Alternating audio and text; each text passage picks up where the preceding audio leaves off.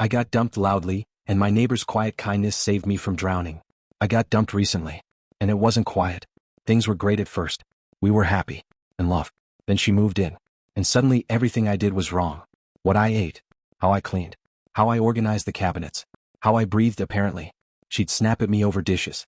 Over laundry. Over nothing. I started walking on eggshells in my own home, terrified of setting her off. Then it exploded. One massive hours-long fight. Her screaming. Throwing things into bags. Slamming drawers. Yelling that I was impossible to live with, that I'd never change, that she wasted her time on me. And the worst part? The whole building heard it. The walls are thin. I know they heard every word. She left. The door slammed. And I stood there in the wreckage of my apartment, feeling like I'd been hit by a truck. I cried for days. Ugly crying. The kind where you can't breathe and your face swells and you wonder if you'll ever feel normal again. I replayed everything in my head. Was I really that bad? Was I the problem? Maybe she was right. Maybe I was impossible. A few days later there was a soft knock on my door. I ignored it at first.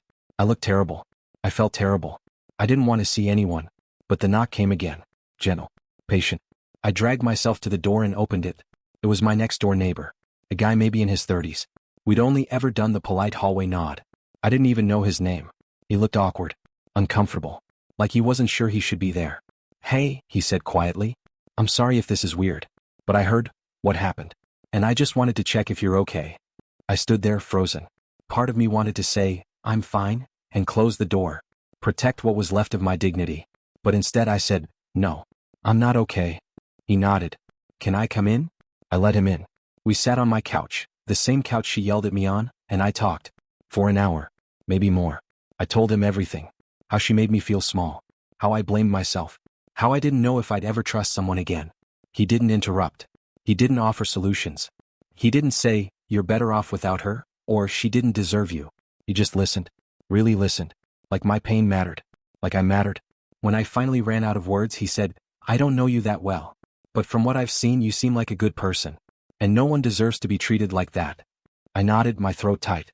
"Thanks for letting me in," he said, standing up. "If you ever need to talk again, I'm right next door." Then he left. And something shifted. I haven't cried since. Not because the pain disappeared. But because someone saw me at my lowest and didn't look away. Someone chose kindness when they didn't have to. We're friends now. Real friends. We grab coffee. Watch games. He checks in on me. And I've started healing. Slowly. But actually healing. Because sometimes, all it takes is one person choosing to knock on your door and ask if you're okay. She left me broken. But he reminded me I wasn't alone.